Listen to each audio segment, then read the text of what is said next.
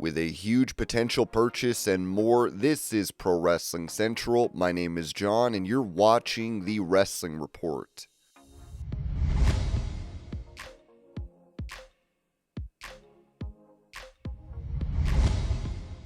Explaining why Brad MADDOX was fired by WWE in 2015, JBL noted on Something to Wrestle, that guy disappeared. We found an APB on freaking Brad MADDOX. That guy has disappeared from the face of the earth. Yes, I think it was. Fired for using the word prick. Yeah, Vince McMahon, I talked to Vince a lot. I flew with Vince a lot. Vince told me one day, he goes, that kid's special. That's the only time I ever heard him say that. Vince really liked MADDOX. And then when he went out there, it was like a pre-show, and that's when MADDOX called the fans a bunch of pricks or something. He comes back and Vince fired him. Vince hated that word. He thought that was a classless word. I've told you before, it's one of the few times I ever got in trouble. All the stuff I've said on commentary, one of the few times I ever got in trouble was when I called someone a selfish prick. Vince pulled me aside and said, we have sponsors here. We have all these people here. You can't use language like that.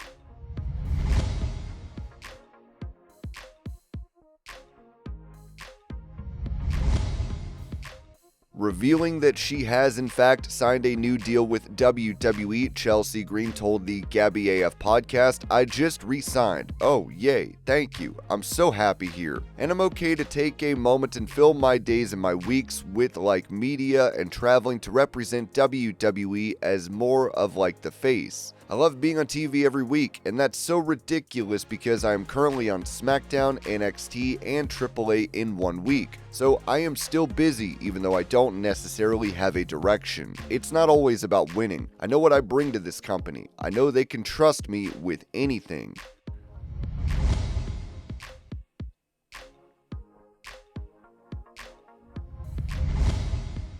Going over Austin Theory's hiatus from WWE, Ringside News wrote that Austin Theory's WWE future has been shrouded in confusion for months, but recent reports are finally painting a clearer picture, though not without plenty of questions still on the table. Back on August 6th, PW Insider reported that Austin Theory had been quietly removed from WWE's internal active roster. With no official announcement and no storyline exit, speculation immediately ran wild.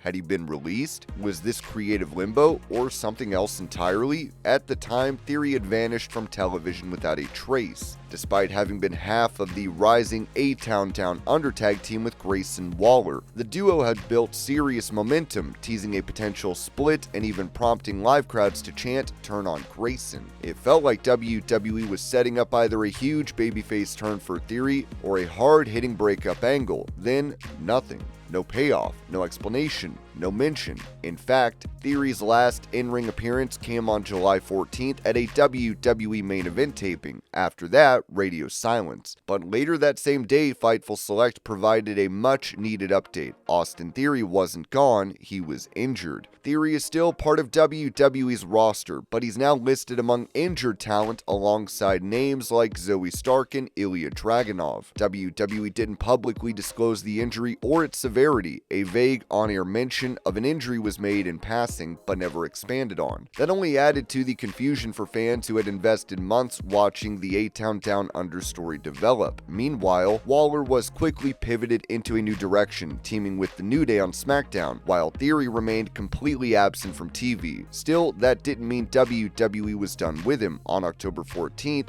Fightful Select dropped another major update. Despite not wrestling a Raw match in 5 months and only 5 televised main roster appearances all year, internal WWE sources confirmed Theory was considered for a role at Survivor Series War Games. Internal sources confirmed Austin Theory was considered for Survivor Series War Games as an option at one point. Plans change in WWE all the time, but his name being in the mix meant one thing: Theory wasn't forgotten. With Seth Rollins now out with an injury himself, creative plans for Survivor Series 2025 are reportedly being shuffled again, which could have opened up a spot for someone like Theory. Early War Games team concepts even featured him in a major heel faction known as the Vision. lined up alongside Brock Lesnar, Braun Breaker, Bronson Reed, and Seth Rollins. That group was reportedly set to take on a super team of CM Punk, Roman Reigns, Jey Uso, and Jacob Fatu, with Jimmy Uso or LA Knight as the fifth man. Then on October 21st, WrestleVotes added even more fuel to the fire. According to their sources, Theory is still very much in the mix creatively, even if he's not on screen. Sources indicate there are still voices within the company pushing to keep Austin Theory involved in creative plans. Even after the recent shuffling caused by Seth Rollins' injury, the idea of Theory joining the Vision was at least discussed, and he still has internal support moving forward to reappear on TV in a significant manner. So what does this all mean? Austin Theory isn't done with WWE. He hasn't been released, he's been injured. With Survivor Series just around the corner and several moving pieces on the board, it's still possible Theory shows up, especially if WWE finds a way for the Vision storyline to still come to life. WWE Survivor Series 2025 goes down Saturday, November 29th at Petco Park in San Diego, California. It'll be the first time the event takes place in a stadium, and all eyes will be on who shows up and who doesn't. Will Austin Theory be one of them? Only time will tell.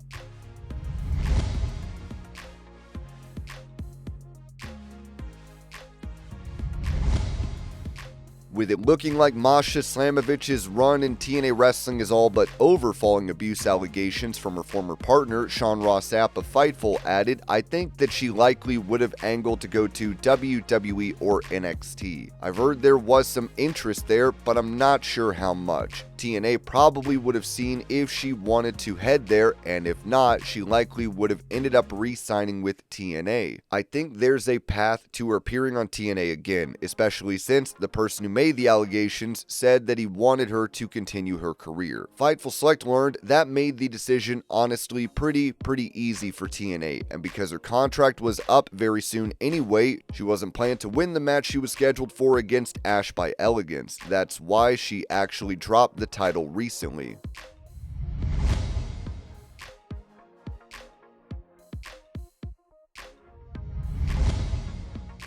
When it comes to a potential purchase of Warner Bros. Discovery, Ringside News wrote that AEW might have its hands full with slumping ratings and attendance, but now an even bigger threat is emerging, and it's coming from Netflix. According to Deadline, Netflix has officially hired financial advisory firm Moelis & Co. to evaluate a potential bid for part of Warner Bros. Discovery. This includes interest in the company's streaming platforms and film division, which houses some of WBD's most valuable entertainment properties. The streamer is looking into the possibility of a move on part of WBD, one source confirmed. Netflix has not commented publicly, but the move follows their previous work with Skydance Media during its bid for Paramount Global, giving them insider access to WBD's financials. The news adds a major twist to the growing uncertainty surrounding AEW's television home. AEW currently airs Dynamite and Collision on TNT and TBS, both part of WBD's cable holdings, but if Netflix ends up acquiring WBD's streaming and studio business, it could set off a chain reaction that jeopardizes AEW's broadcast future. Netflix's top execs haven't exactly embraced legacy cable. In fact, co-CEO Ted Sarandos previously stated, "We've been very clear in the past that we have no interest in owning legacy media networks, so there is no change there." Even more concerning for AEW is Netflix's existing 10-year deal with WWE to air. That agreement makes WWE a centerpiece of Netflix's sports entertainment content strategy, leaving little room for a competing brand like AEW. Co-CEO Greg Peters also downplayed the need for mergers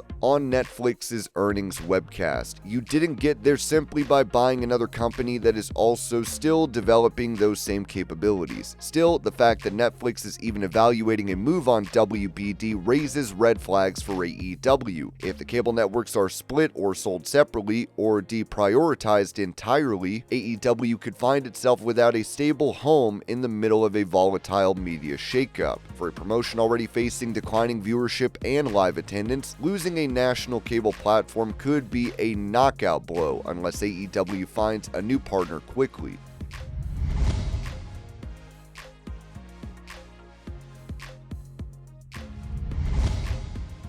After undergoing surgery to repair a torn rotator cuff, Seth Rollins talked about his left arm being in a sling and how long he will be out of action from WWE, telling Good Morning Football, "Wish I could rip this thing off, man, but I'm out, guys. I'm out. 6 months." Rollins even jokingly blamed co-host Kyle Brandt for jinxing him. "You put this juju into the universe. It's on you. It's all on you," Rollins said, before adding that his WWE World Heavyweight Championship is now going to be worn by some schmuck, either Jey Uso or CM Punk.